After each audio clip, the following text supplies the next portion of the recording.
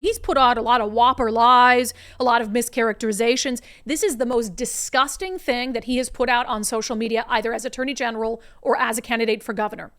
He put out, it was a multi-part tweet. I'll read a couple of them. He said, "Together we can get Washingtonians in crisis the treatment they need. We took on opioid companies responsible for fueling the fentanyl crisis. Washington is getting resources for treatment, including life-saving opioid overdose reversal kits, as a result of our victories." He said he's committed to getting all Washingtonians the care they need. And then he said, "On my desk, I keep a funeral program of a young man who lost his life to the opioid epidemic. It'll be on my desk as governor. So we never forget those who have been lost to this crisis." Bob Ferguson saying on his desk, he keeps a funeral program of a young man who lost his life to the opioid epidemic, and he'll keep that photo on his desk as governor. And of course, you know by now why that tweet is absolutely disgusting. Why it is disgusting that on his campaign page, he would talk about, "Oh, I just have, I'm heartbroken for this young man who lost his life to the opioid epidemic. And as governor, I'll continue to fight for people." You know why it's so disgusting. It's so disgusting because 3 years ago, when it mattered most, Bob Ferguson encouraged Democrats in Olympia to decriminalize hard drugs like fentanyl. And he was proud of it. He said it during an interview on KUOW. At a time when lawmakers in Olympia were debating what to do with the state's felony drug possession statute. It had been ruled unconstitutional. They were debating, do we put another, law on the books of some kind to make sure that it is not de facto legal to be using hard drugs like fentanyl on the streets that are killing people at record rates? And what did he encourage them to do? He urged them to move forward with drug decriminalization rather than reinstating criminal penalties for drug use. And in that article, again, this is 3 years ago, he was so proud of it, bragging essentially about he was, the first major elected leader in the country to push for this.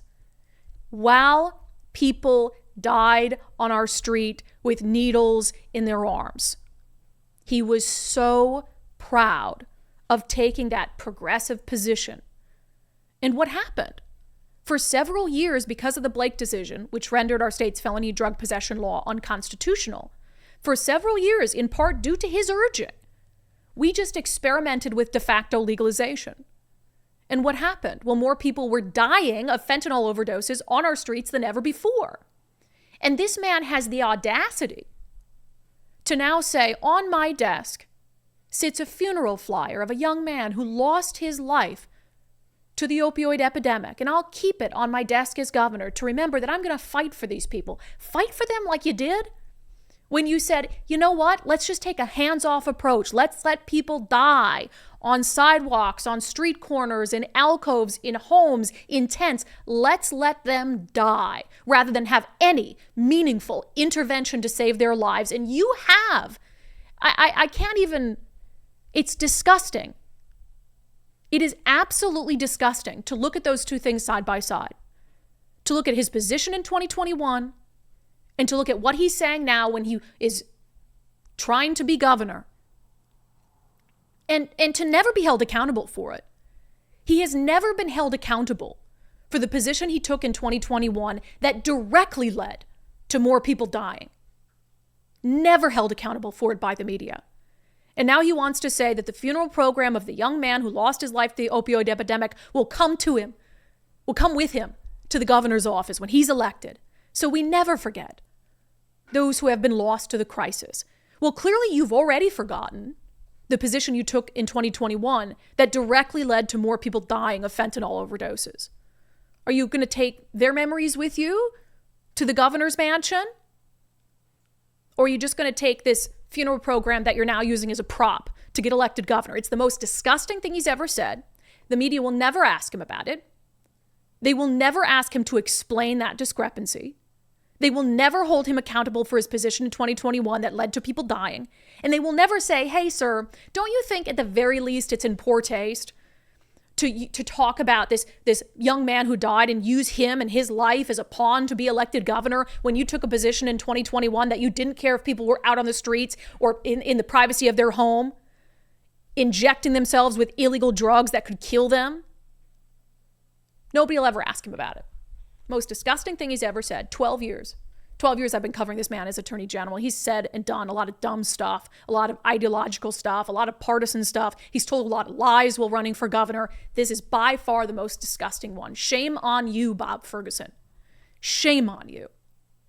If I were in your office today, I would snatch that funeral. I would snatch that funeral flyer from your desk.